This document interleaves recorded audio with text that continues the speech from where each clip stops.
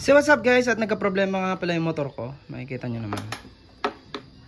Kaya pagka binuhay guys ay walang ilaw. Kasi automatic to, once na binuhay mo yung ignition, kasabayan. Pero pag nag-stop light naman, yan, may ilaw naman siya. Then ang una nyo guys titingnan at papansinin dyan, kasi itong mga motor natin guys ay may mga fuse. Siyempre, dito yung makikita guys sa ilalim. Yan, tatanggalin nyo lang tong taklob ng battery. Then ito guys yung fuse. Inisa-isa ko na yan. Then ayos naman. Then naating na ko rin. Ayos naman. At ito guys yung nakita ko. Yan, may sukat na siya kasi pinalize ko siya. Di siya kaya nakuko.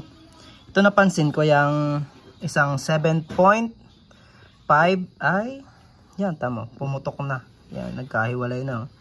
Then yan, head yan, ibig sabihin head. Nandito yan guys sa head. Ibig sabihin niya yung head na yan, damay pala ito. Yan. Then, di nyo na guys kailangan bumili. Kasi may spare part naman siya.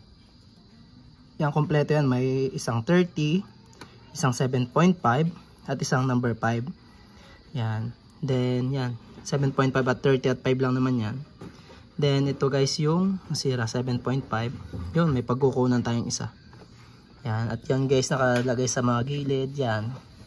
Spare tatlo yan. So yan guys, kunin natin yung 7.5 then lagay natin dito. Tapos titingnan natin kung yun nga yung naging problema. Kasi bala ko bumili sa Shopee ng buong yung linya nito. Pero mas maganda, subukan muna natin. At ito guys, kunin natin yung 7.5 na spare. Then salpak na natin. Tingnan muna natin kung buo. Yan, buo siya. Salpak natin siya. Then, buhayin natin guys muna bago natin takloban yung ignition niya. Kung iilaw. Yun! Yun guys, umilaw na siya. Then, preno natin. Yun o. Yan kasi guys, mahalaga to. Kasi nga, na-stress din ako agad nung nawala kanina. Kasi ito ay isa sa pinakamahalaga lalo pag gabi. Akala ko yung loob na yung sira, buti na lang hindi. Then, ito naman guys, nalis ko muna yung ilaw kasi nga po hindi. Papalitan natin yan ng LED. Kasi mabilis uminit yung stock bulb nito.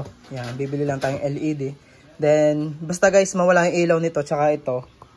Yan, iisa yan.